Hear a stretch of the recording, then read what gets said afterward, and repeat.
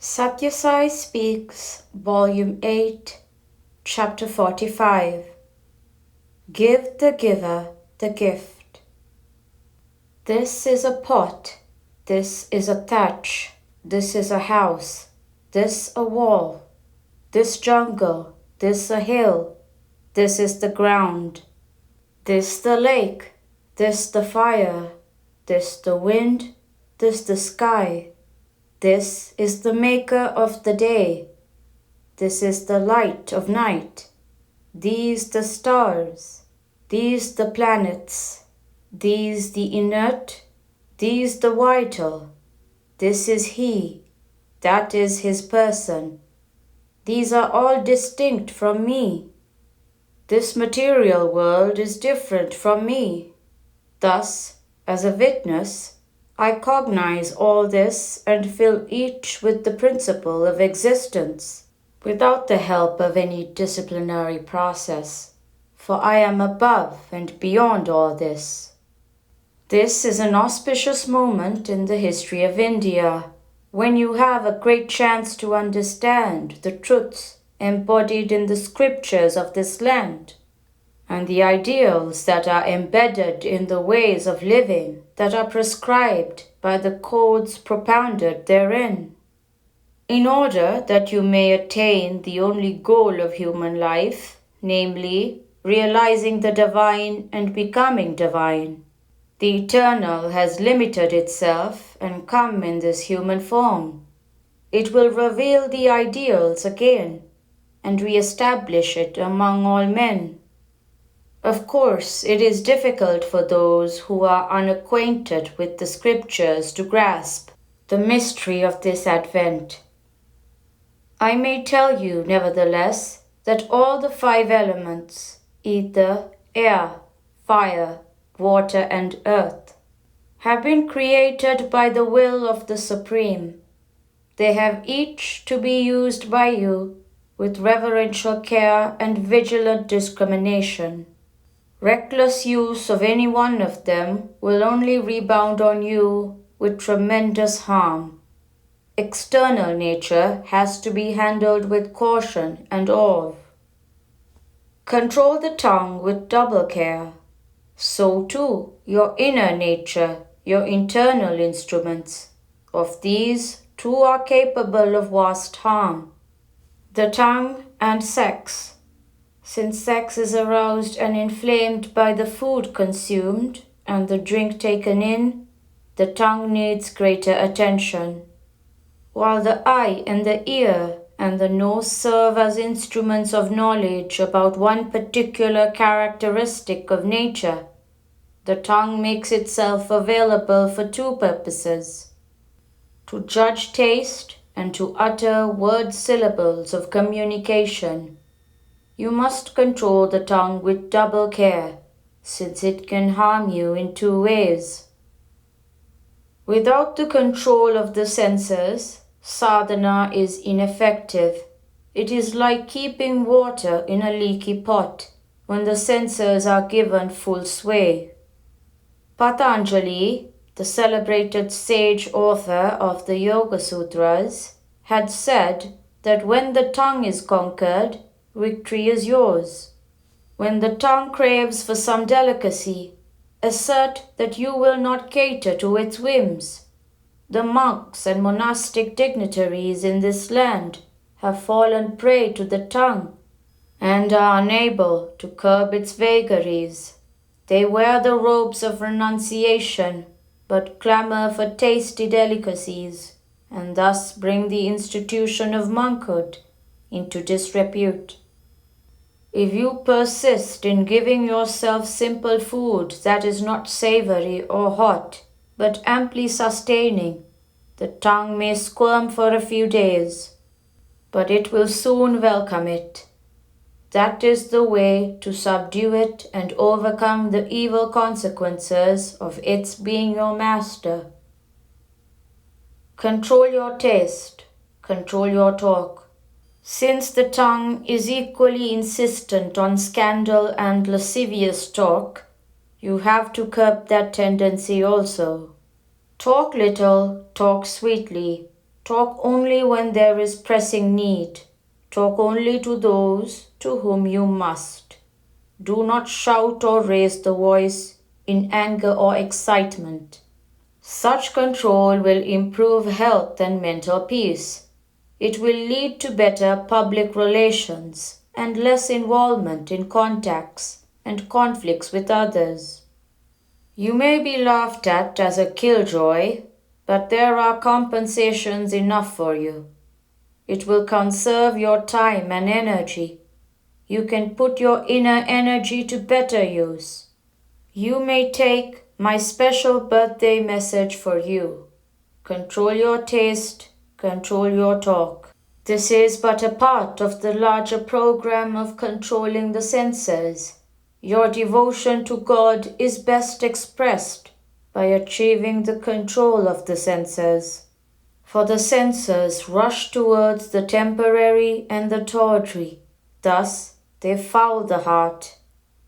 I require from each of you no other gift, no more valuable offering than the heart I have endowed you with.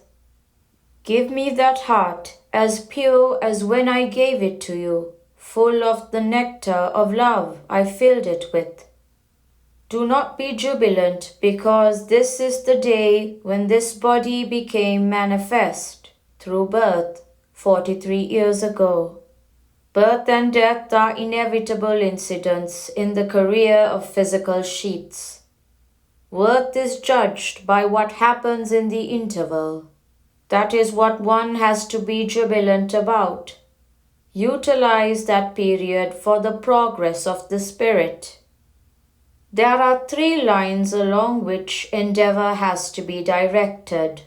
1. Spiritual exercise and discipline. 2. Cultivation of detachment. And 3. Development of confidence in oneself.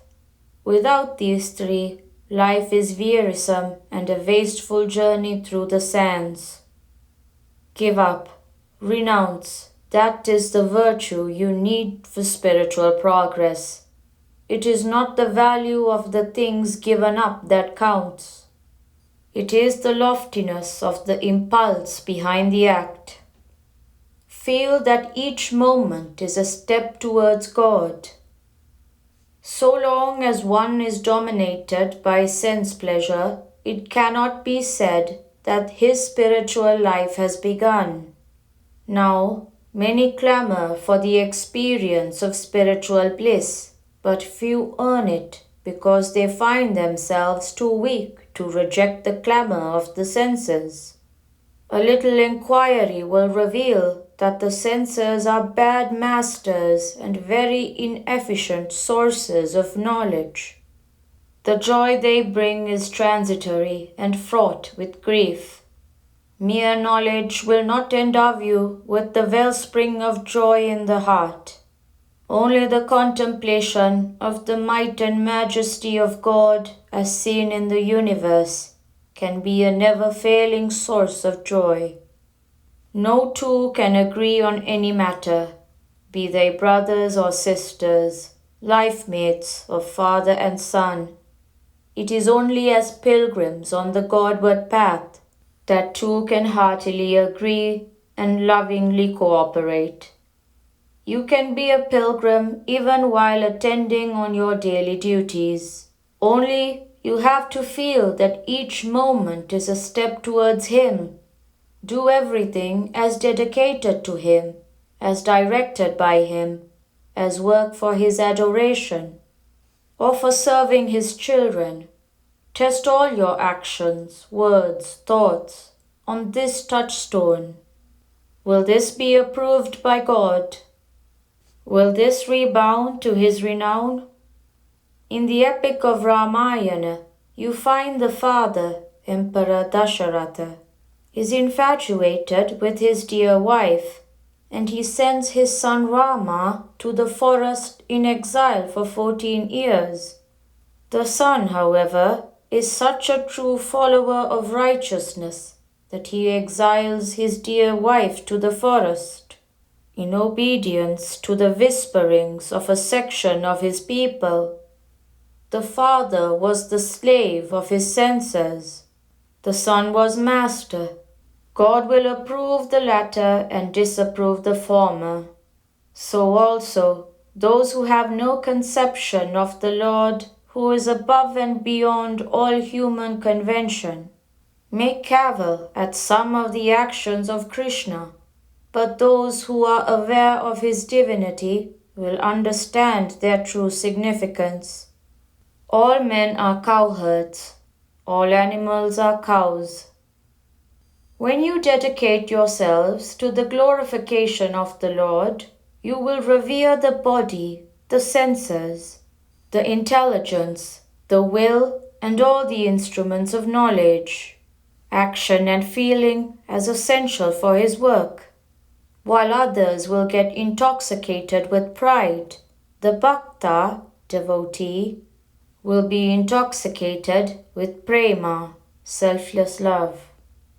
You have heard that when the divine cowherd boy played on the flute, the men and women and children and even the cattle of Vrindavan hurried on to him as if drawn by the irresistible magic of his music, divine melody that stills all the turbid waves, which we name as joy and grief.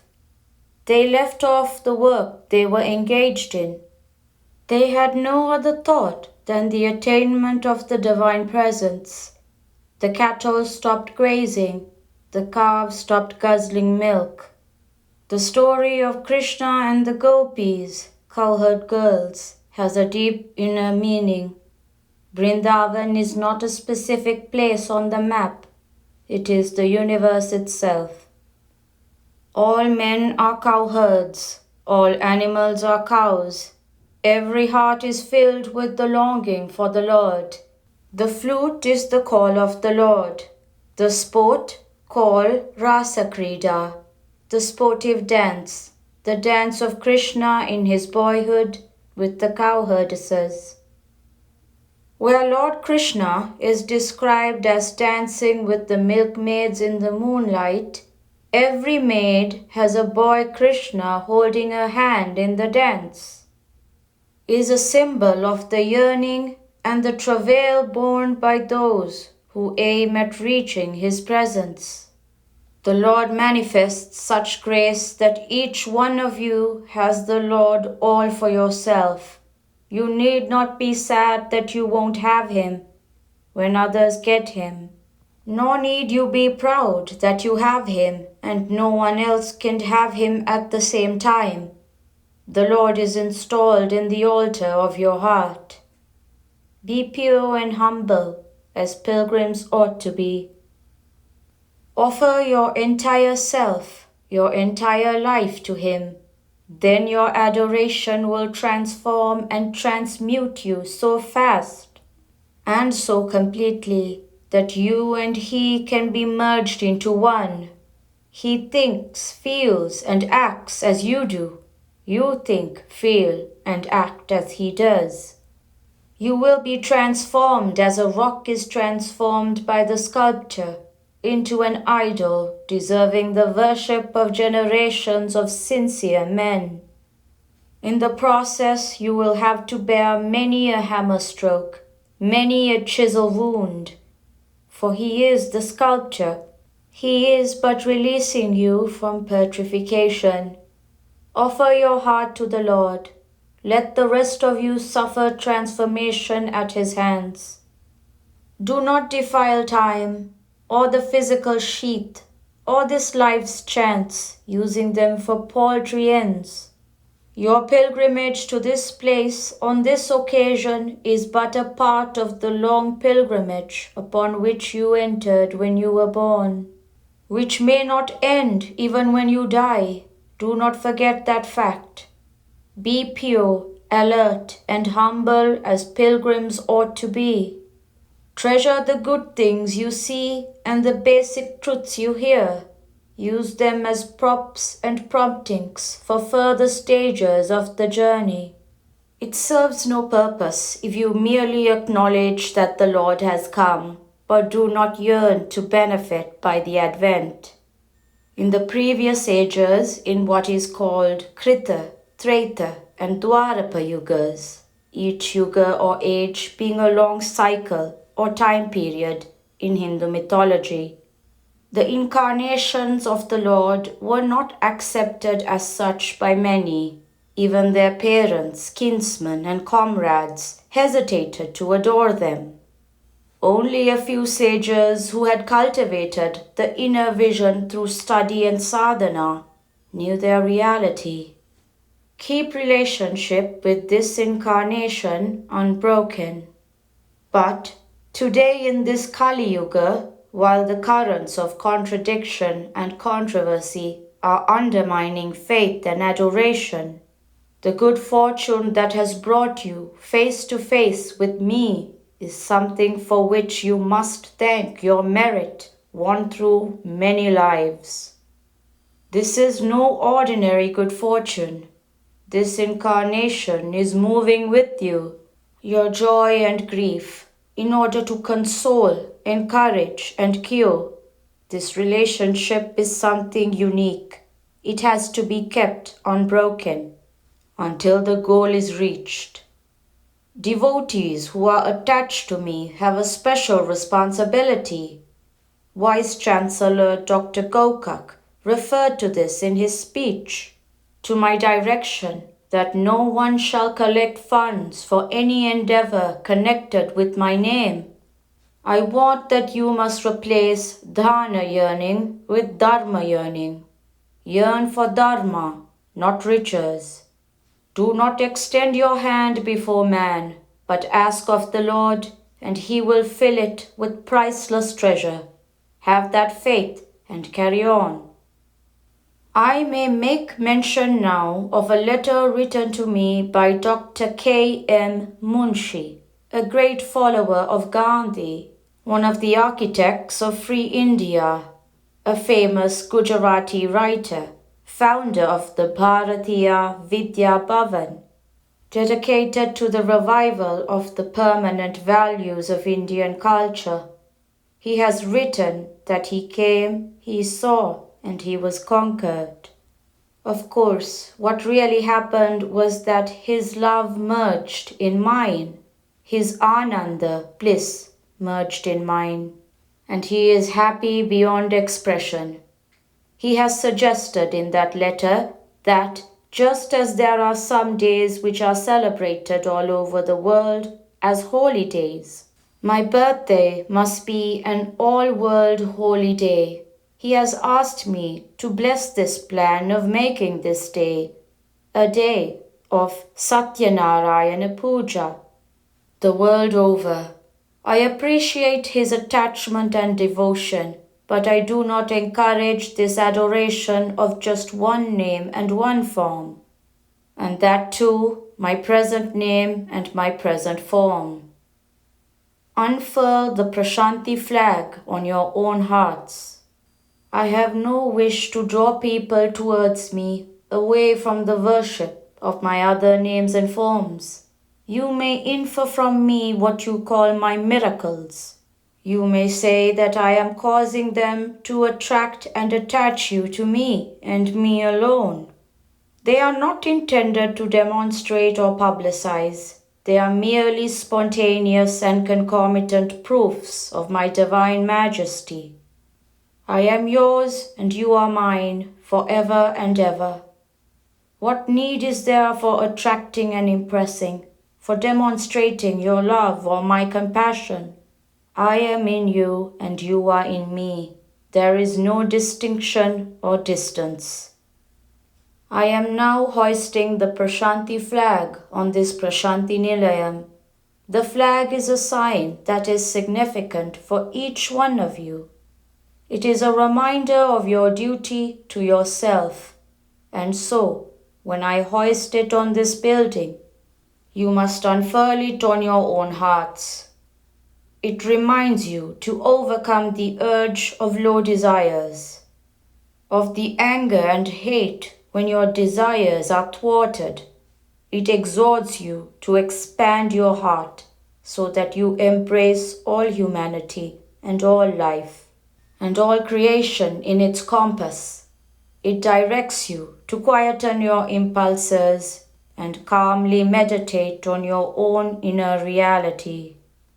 It assures you that when you do so, the lotus of your heart will bloom, and from its center will arise the flame of divine vision, which guarantees prashanti, infinite peace. I must also tell you of certain preliminary disciplines. Practice them when you are here. They are the 3 disciplines of silence, cleanliness, and forbearance. In silence can be heard the voice of God, not in the revelry of noise. Through cleanliness you earn purity. By forbearance you cultivate love. You have come to your own home today. This is your home, not mine. My home is in your heart. So do not try to have your lunch elsewhere, but in your home, where you get this day food, consecrated by me, the Prasad. Prashanti Nilayam, November 23rd, 1968. For each person, there is a code of conduct laid down in the ancient scriptures. According to the age and status, the profession adopted, the stage of spiritual attainment reached, the goal of life accepted, etc. Do not carp at the behavior of others or at the efforts they make to get consolation and courage amidst the turmoils of life, for the path that one has chosen, the name and form of God he prefers. Also, do not give up your code of conduct or duties and take up those that have been recommended for someone else. Sri Sathya Sai Baba.